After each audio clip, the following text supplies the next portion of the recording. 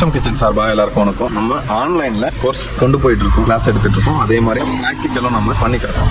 நிறைய விஷயங்கள் அதை பண்ணி காட்டுறோம். குறிப்பா சொல்லணும், ஊறுகாயில எவ்வளவு வெரைட்டி இருக்குன்னு உங்களுக்கு நிறைய பேருக்கு தெரிஞ்சிருக்கும், தெரியாம இருக்கும். ஸோ குறிப்பா சொல்லணும், நமக்கு ஈஸியான பிக்கல்லாம் பாத்தீங்கன்னா மாங்காய் ஊறுகாய், எலுமிச்சங்காய் ஊறுகாய், பூண்டு ஊறுகாய், தக்காளி ஊறுகாய்.